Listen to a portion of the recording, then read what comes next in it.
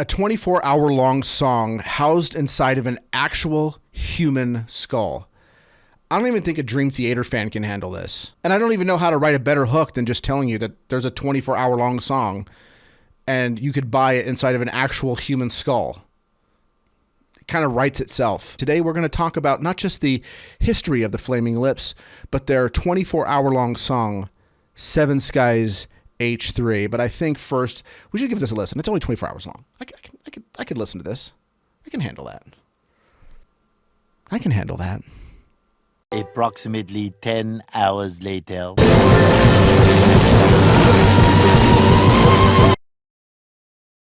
People who are manning the CD players, get ready.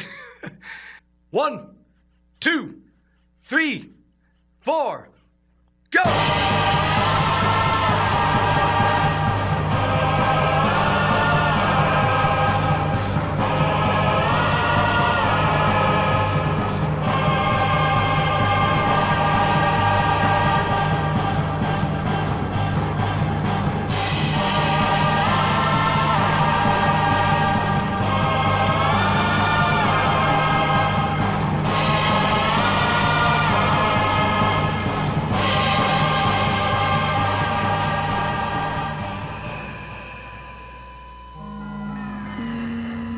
Take number 1.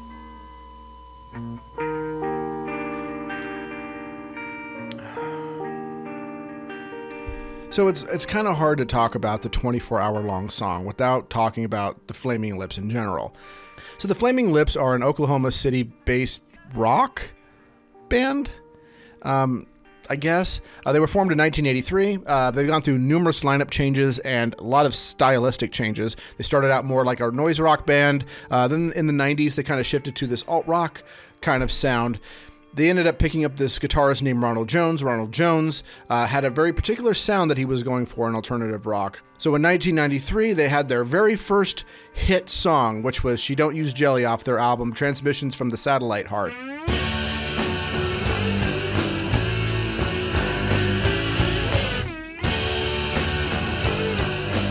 And it was an okay song, a little silly. The premise is basically like all these different people who use different things in order to achieve different goals.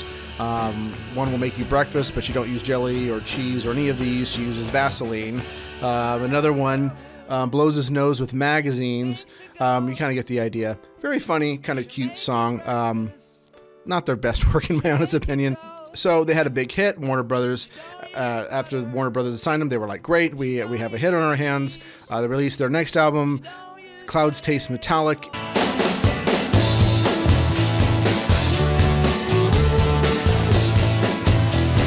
And it flopped like a wet fish on the floor. And Warner Brothers at the time had kind of considered dropping them from the label.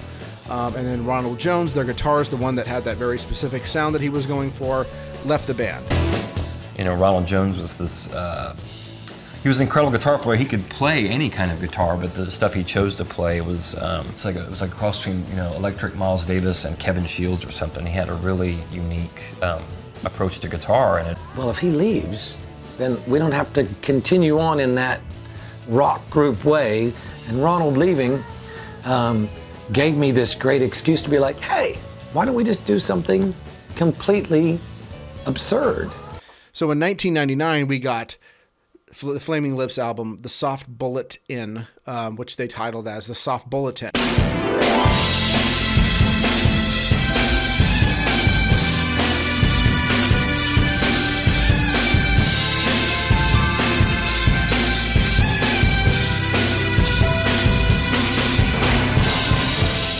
It's a rock album that doesn't have a lot of distorted guitar. In fact, I don't think it has any distorted guitar. It's got some like clean guitar sounds, but they were kind of going for no guitar at all, a goal that they failed in. And instead they were kind of going for like a Disney soundtrack kind of thing. And since they didn't have the money to constantly hire a symphony to write music, and then when they changed their mind about something, have them rewrite the music and play it again, so they did this through MIDI. And what's interesting about the sound on this is it actually did a fairly good job kind of doing a symphony sound using MIDI by detuning a lot of the instrumentation. And it actually sounds like the most convincing fake symphony up until this point. I mean, now it's getting a lot better, especially with AI and stuff. But for the time, this was really innovative. And they were working on this experiment, which is Zaireeka. Go!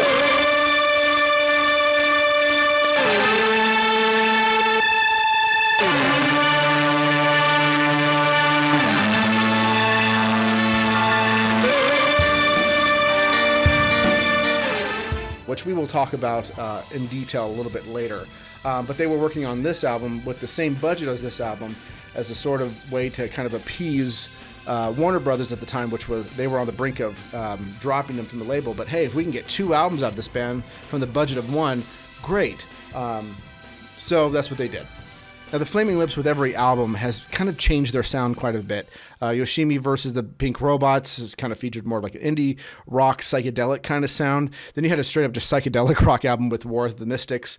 Then we started getting into something very interesting.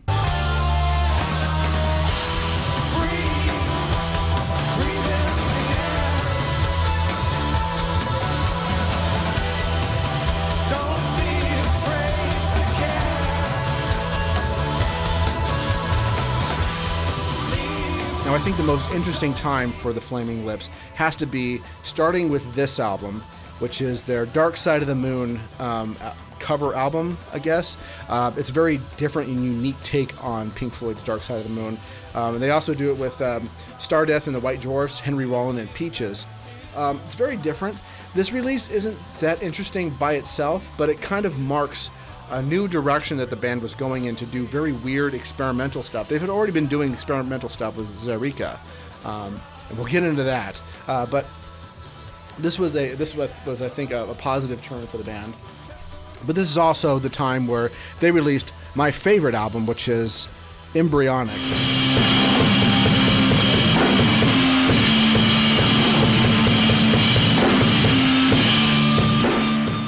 Which a lot of people didn't like that album too much. I thought it was fantastic. Now, in 2013, they were tasked to do the soundtrack for the film Ender's Game, which they didn't end up using, except for one song.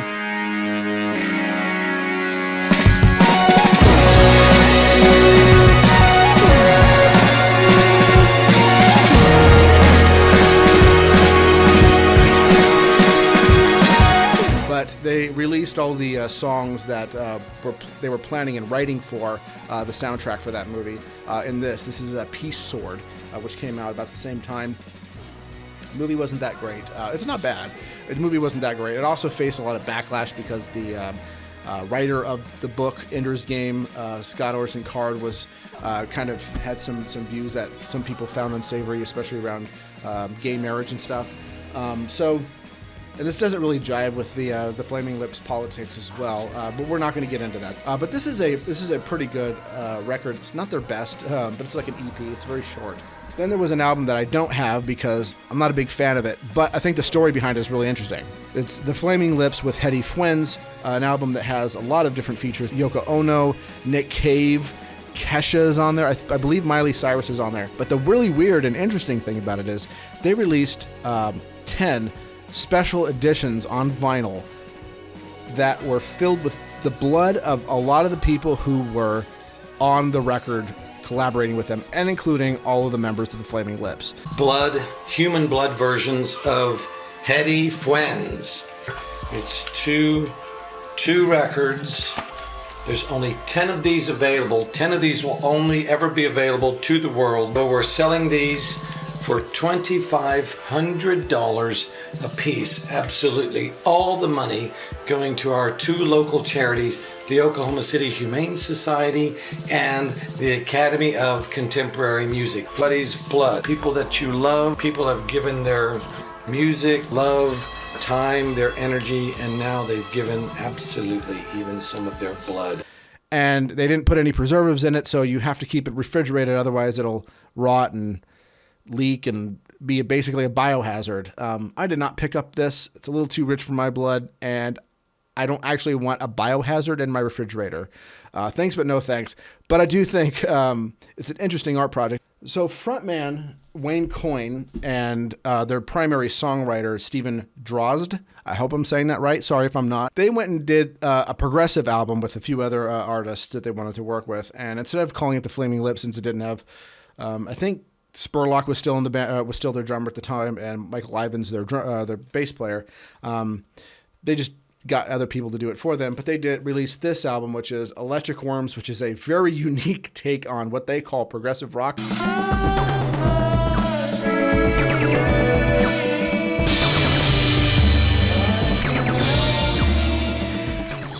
I don't know if this qualifies as progressive rock, but it's a really good album nonetheless. It's definitely worth checking out. It is really wacky and bizarre, and yeah.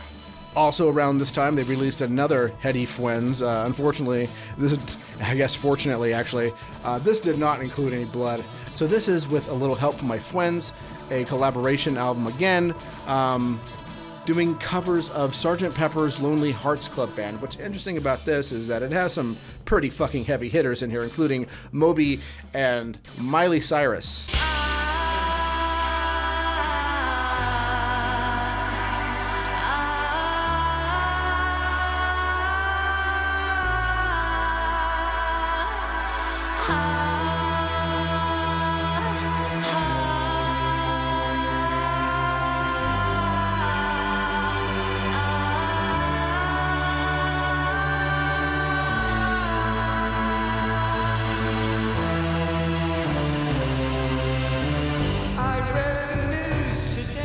Flaming Lips actually produced one of Miley Cyrus's albums, which was not the best.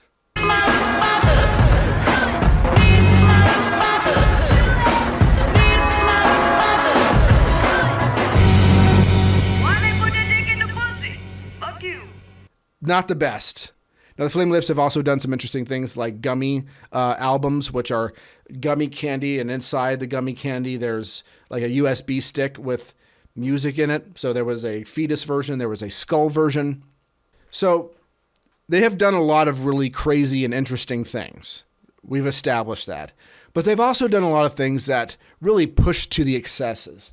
So what is Zyreka? I think Zyreka is probably one of their other interesting projects. It's an experiment where originally it came on 4 CDs, and you had to play them at the same time, all 4 CDs at the same time. You press play at the same time, and it basically creates like an octophonic sound.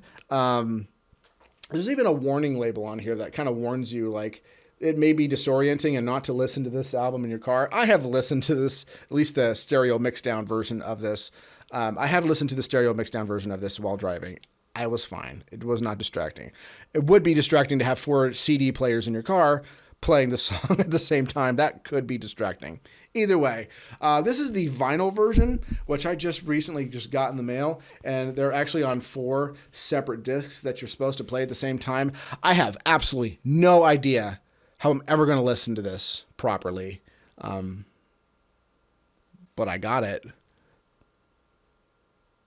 Anyways, this is a really interesting album. It's definitely not their best work, but there's a few songs on here that are bangers, most notably Riding to Work in the Year 2025.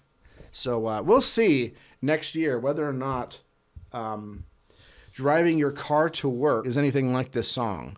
And I doubt I'm going to be a secret agent next year, but we'll see.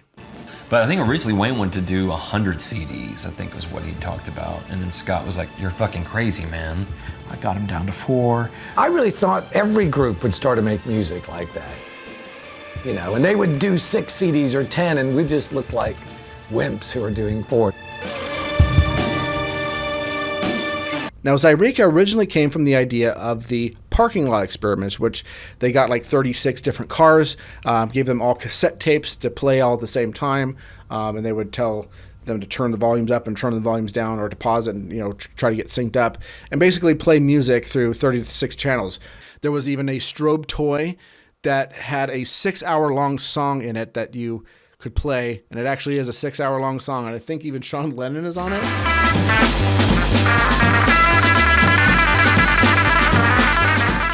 But nothing, I don't think, would ever compare to Seven Skies H3, which I have on vinyl, which is their 24-hour-long song. So when I first heard that Seven Skies H3, their 24-hour-long song, was going to be on vinyl, I started saving my money because I figured that this was going to be like 28 discs, and I wanted to have it because I'm a Flaming Lips fan, if you can't tell.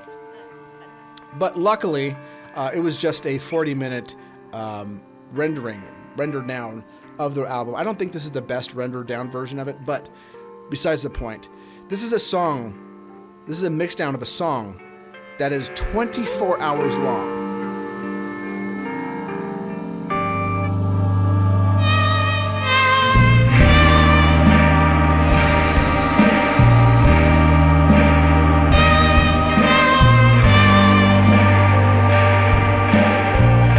Originally, it was streaming live on the internet. You could just go to this website, 24hourlongsong.com. It's dead now.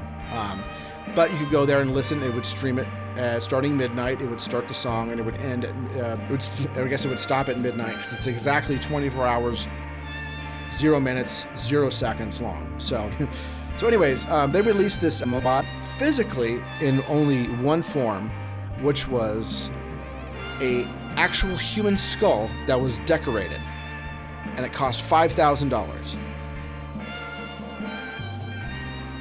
There is absolutely no way I am keeping an actual human skull in my house. I'm not doing it. And I'm not paying $5,000 for the opportunity to do that. But I think the whole thing is pretty awesome. And yes, it is an actual human skull. This was a real person that lived and died and donated their body to experiments and stuff. Lots of institutions like universities and private businesses will offer services where they'll basically clean all the flesh and skin off of any animal or human cadaver that you have using these beetles called Dermates maculus.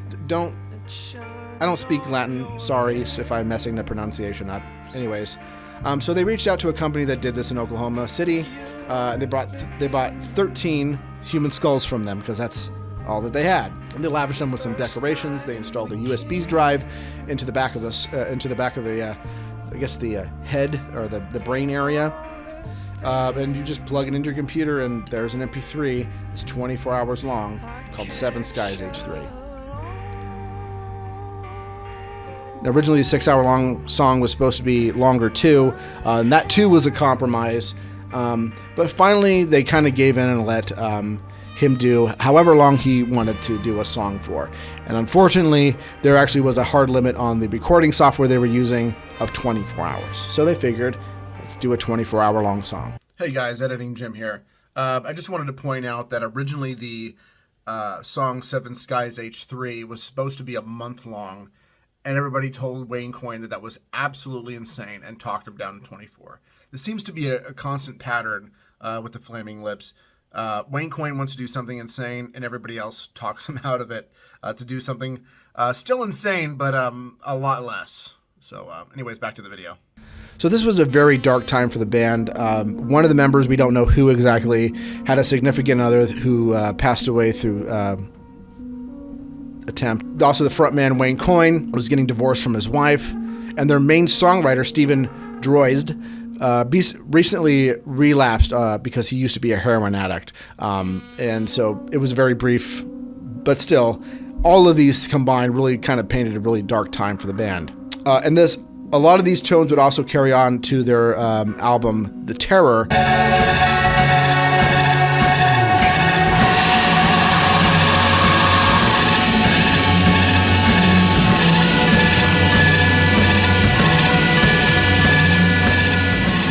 Which a lot of those kind of themes are explored. Now, there's not a ton of information that's coming about the production of this mod. There's like little specks and pieces of information that are coming out of the band from various interviews, but nothing like explicitly like this is how we did it. So I'm going to try to explain how this was produced according to what I've heard and what I've read, and try to piece together something. So please do take this with a grain of salt, but it seems as though that is the case if you listen to the entire thing, which I have. Skid aside, about 10 years ago, I actually sat through and listened to this entire song in its entirety. I had like 3 days off in a row of work, and I figured like, hey, let's do this. Let's see if I can actually do it. Got a bunch of coffee, was drinking coffee like crazy, and stayed up for 24 hours and listening to the song. I think there was a couple times where I may have nodded off during one of the portions, which we will get to, and it's the portion that you could easily nod off on. And I was also doing other things around the house, like cleaning and stuff. It wasn't just me sitting down listening to a song for 24 hours, because that would be insane. So the Flaming Lips had made this very clear that this is not a song that you just sit down and listen to. This is supposed to be like an experience. It's not really a song. I think the title that we gave to the previous Found a Star in the Ground, the 6-hour song, I think this was really sort of a knee-jerk reaction to, what do you call these things? I think this new thing, Seven Skies H3, the 24-hour song, I really think it's more of a sound odyssey. It's really, it really is almost like, in that sense, it's almost like going into rehab with sound accompanying you. Even as a listening experience, the 6-hour song is meant to be something that's a casual listen. You're doing something else while this song is playing. Well, the 24-hour song, Seven Skies H3, is even more intensely about that. I could imagine there would be groups of people that would perhaps rent a hotel room in Antarctica and take a lot of mushrooms and listen to this all together, either in pure sunlight for 24 hours or pure night or something like that, having a very intense personal experience while this music plays.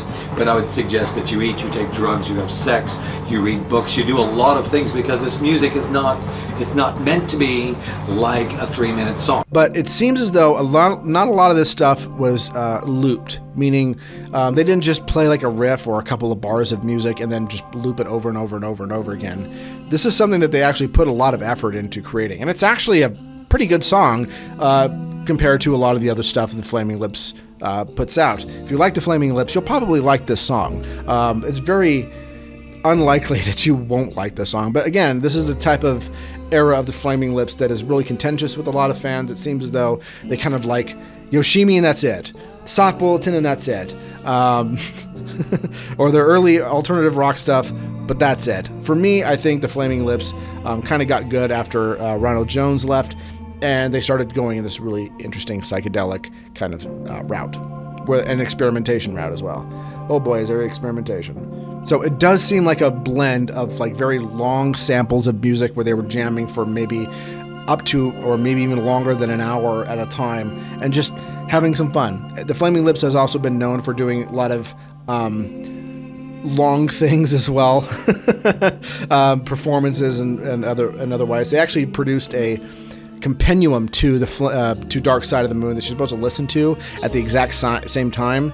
And that was just recorded all in one take, and you can actually watch them producing it on Funny or Die.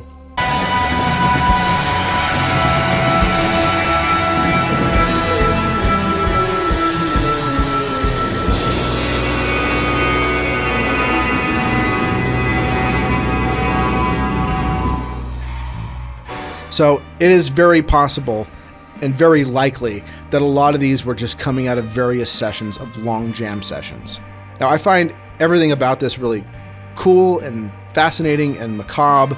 It's a really neat and interesting art project, and it actually put them on a lot of lists of like the longest world record, longest songs of all time. There actually is longer written songs. I don't know if there's ever been performed, but this is the one track that I think is the longest, and you can't buy it on iTunes or anything like that, because it's so long that iTunes and all of these streaming services wouldn't host it. There is a couple of places where you can listen to the song. I'll link all of those in the description below. There's various versions of it as well. There's the official 40-minute mixdown version that the Flaming Lips did. There's also some fan mixdowns. There's like 100-minute versions as well.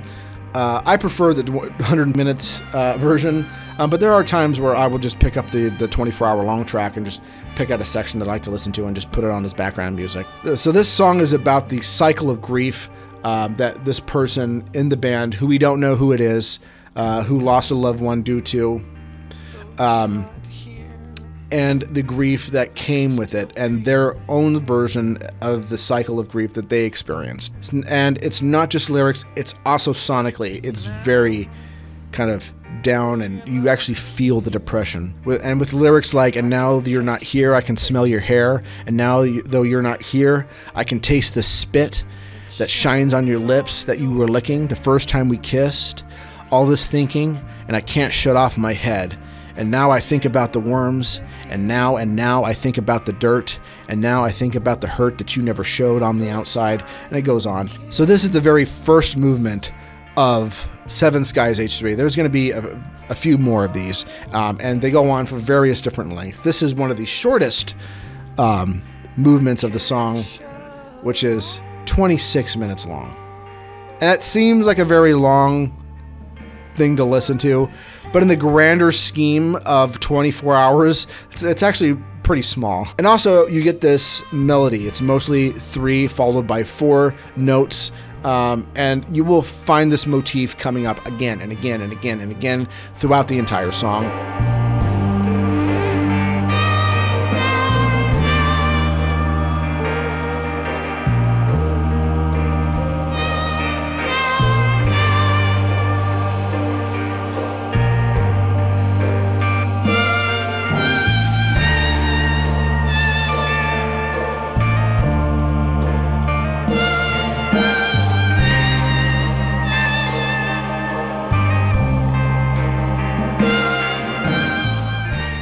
But yeah, so 26 minutes of this movement seems kind of long, but when you consider 24 hours, it's not too bad. I mean, Pink Floyd used to do 26-minute long songs.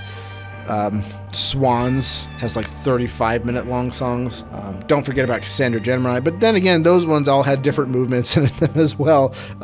This is just one movement, I guess. But next movement we get Trance with Major and Minor Celestial Selections, later called Meepy Morp.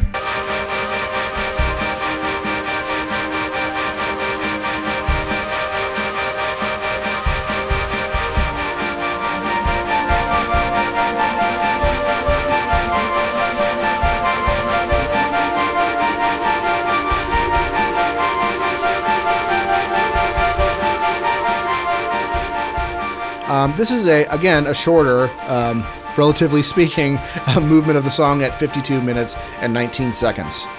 In it, you get these distorted dangling synths while these beautiful, synthetic melodies are kind of playing over it. The drums feel very, irregular, almost like a irregular rhythm of a heartbeat. And the whole piece is very heavily synth chords that are playing over the whole thing. Really discordant and very heavenly at the same time. It's hard to listen to, but once you acclimate to it, it definitely does kind of resonate. Again, this is supposed to feel like the grief over a loved one when you're finally coming to terms with the fact that this person is gone forever, and you just are coming to accept it, but you're fighting it as well, and it kind of comes off as wop, wop, wop, wop, wop, wop. And at the end of the movement, you start to get some weird, eerie synth kind of creeping in towards the back end of this movement. It's pretty good. In the next movement, we get Radiation Wind, which clocks in at a relatively short one again, 37 minutes.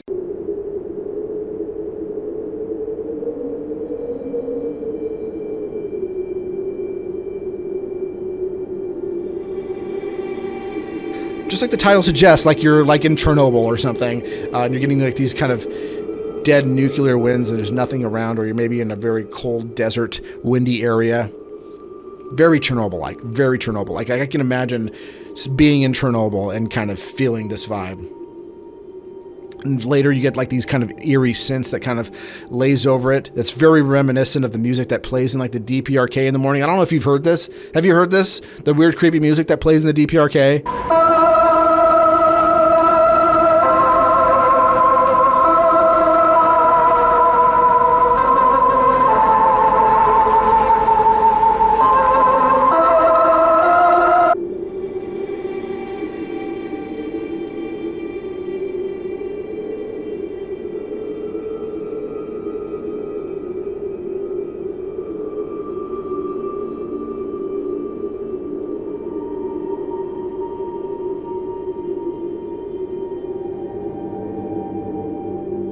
And then there's some very kind of haunting, ringing, ghostly, moaning. But this is a shorter section. And it's a bit of some breathing room before we get into...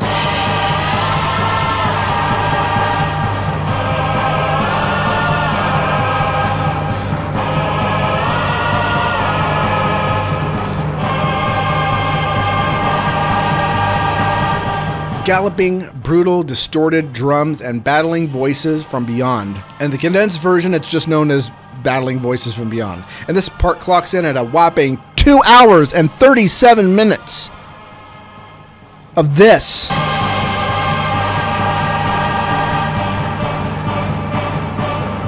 And I mean, it just says it all. Yes, galloping, brutal, distorted drums and battling voices from beyond is a pretty good explanation of how this sounds. How about this? Fuck yes.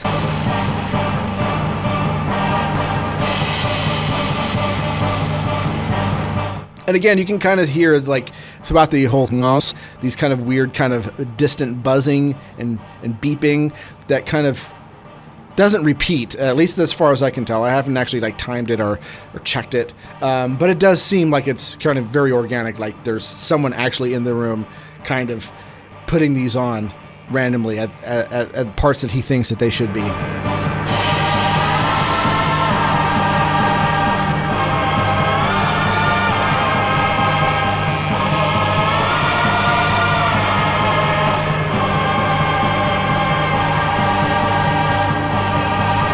But anyways, yes, this is definitely one of my favorite movements in this whole thing. And oh my god, it's a face melter.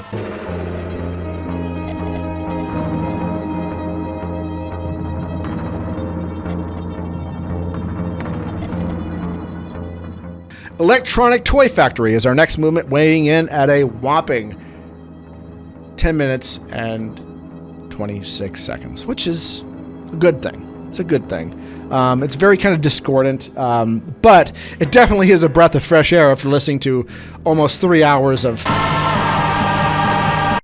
And it sounds basically like it says it is. It sounds like a bunch of really weird electronic toys that are kind of beeping and making all kinds of weird noises.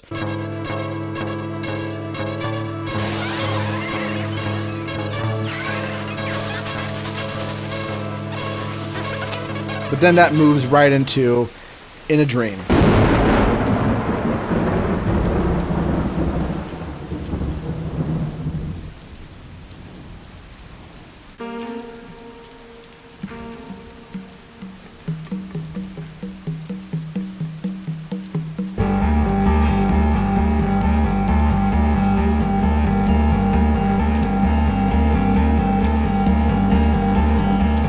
And for an hour and 4 minutes, we get like this really great kind of thunder sounds in the background while these droning bass and bongos and guitar pickings with these really neat dripping chimes that come in. And then we get some more lyrics.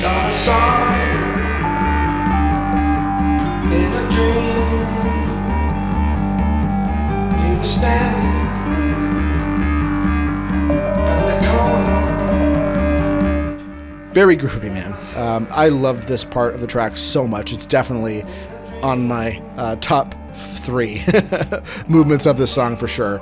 I think that this is a nice like kind of breather for a good hour. You're just getting nothing but like these kind of nice, kind of relaxing, soothing things. And then we get into what I imagine they thought would be a good part for you to fall asleep to.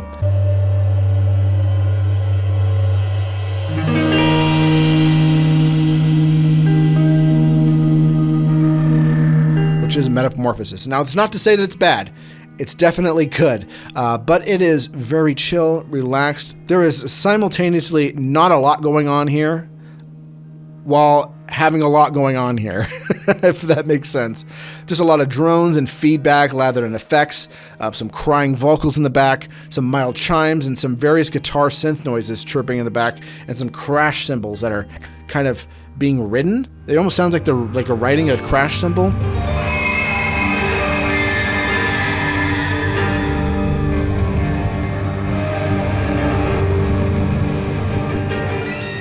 I think this is the part of the song that they expect you to kind of fall asleep to. This is 7 hours long, which the recommended daily sleep for an adult, depending on who you're listening to, is anywhere from 7 to 8 hours. So I'm guessing this is kind of the part where you're supposed to just relax and just relax and take it easy and fall asleep and wake up. But I guess if you're taking acid, you're not sleeping. Even though I do think that this portion of the song is very kind of beautiful and kind of melancholy, I guess is the best way to describe it. Really does overstay its welcome at 7 hours. It really does overstay its welcome. So unless you're falling asleep to this, not my favorite. Even though it's nice, it just really does overstay its welcome. Requiem at 23 minutes long. We get some more lyrics.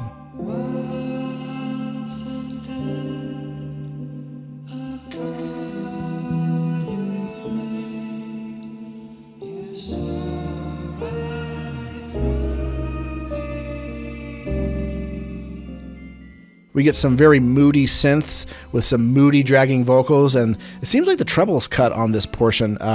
Not complaining. See, this song is really 2 parts, and honestly, they could have named it 2 movements, but it's really just, I guess, 1.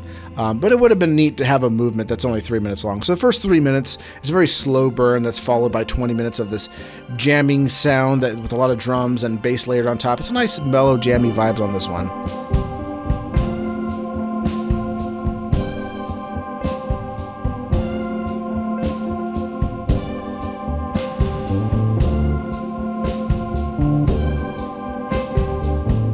Next, we get the other side, clocking in at 1 hour and 3 minutes.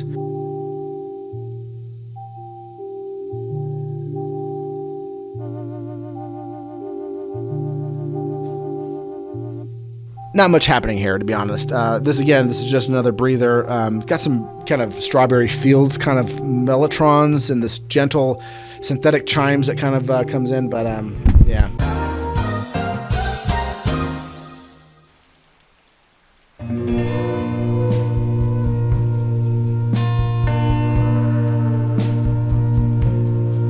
An outpouring of immaculate light from the heavens running for 3 hours, 34 minutes, and 40 seconds. Drums, guitar, slow bass, melody, and some discordant guitar drones that feed back. These start to build an intensity as it goes, and then releasing into more kind of melodic grooves. Then going back into the climax before letting off to a very soft and mellow fade out of intensity.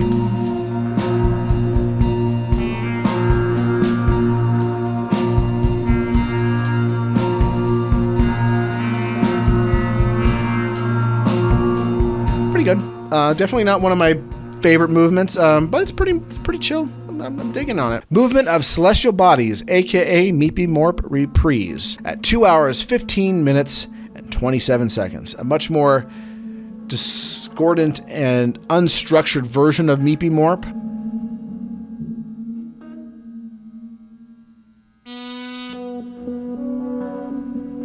So let's just skip on, since we're getting a lot of kind of lulls in this. Not to say that they're bad. They're definitely they're not moving around too much. It's not too much as I like. But for a 24-hour long song, you expect some slow parts to come in. Let's give it a listen to the next movement, Rot in My Brain, that clocks in for about an hour and a half.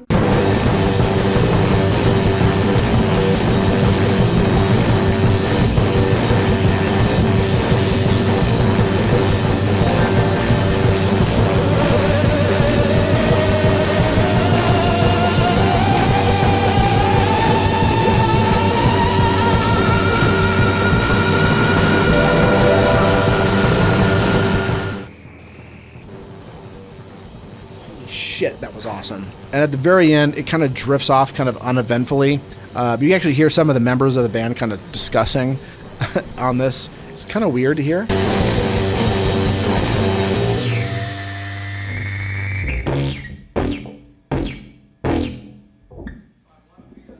Then we get one of the best, 2 of the best movements, actually. The ending of the song is possibly the best parts of this whole entire thing. And it is a payoff that is well deserved.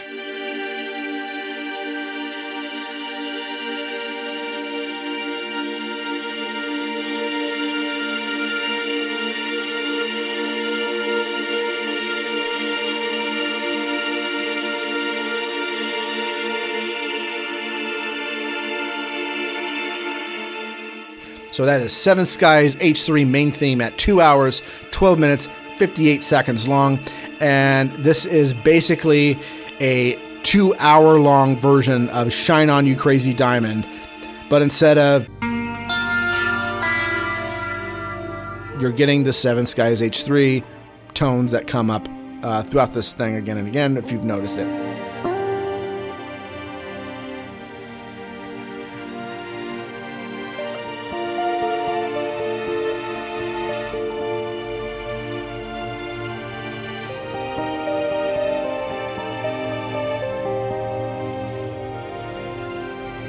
So it's not a clone of Shine On You Crazy Diamond. But if you definitely want that kind of vibe for 2 hours, I got something for you. In typical kind of Flaming Lips form, they don't just let it ride forever.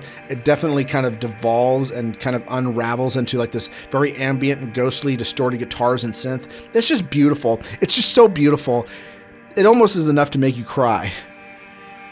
But it's 2 hours long. And I think this bleeds into the most realized kind of developed portion of the song, which is I Just Can't Let It Go.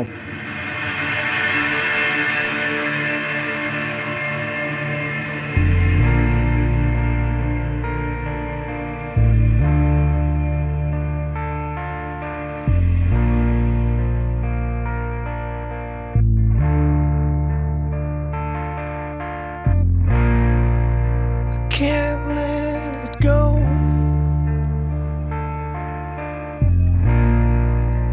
Can't just let it go.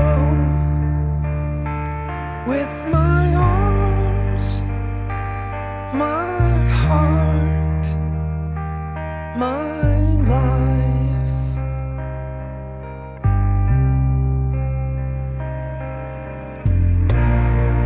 But I gotta let it go.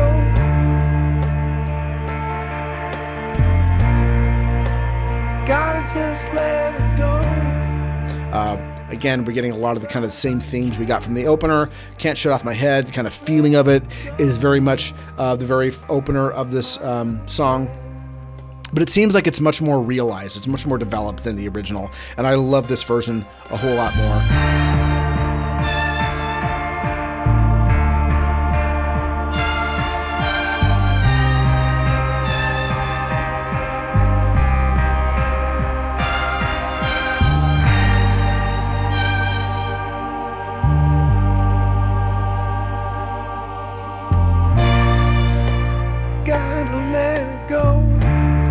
And it definitely does kind of come off of the feeling of just kind of, I have to let it go. I have to let this person go.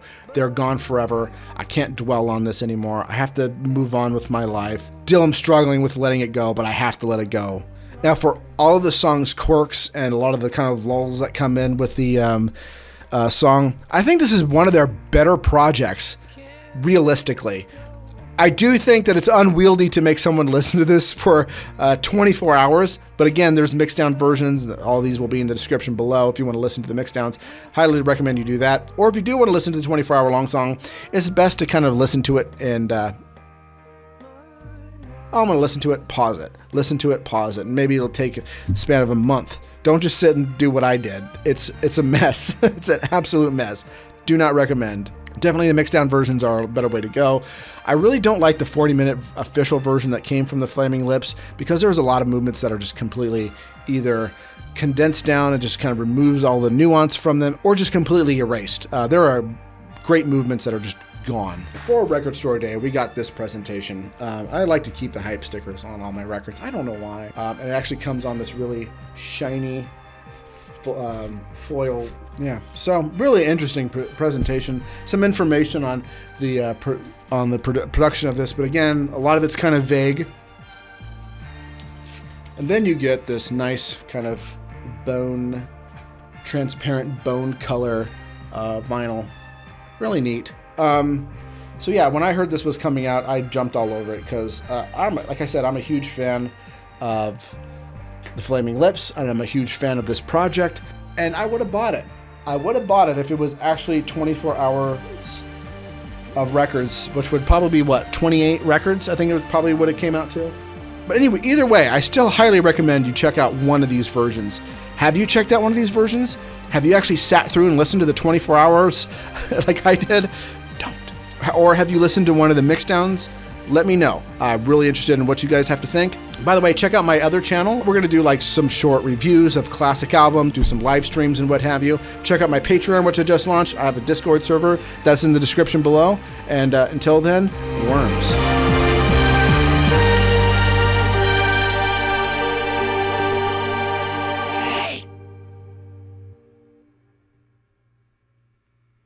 I thought that seemed a lot better.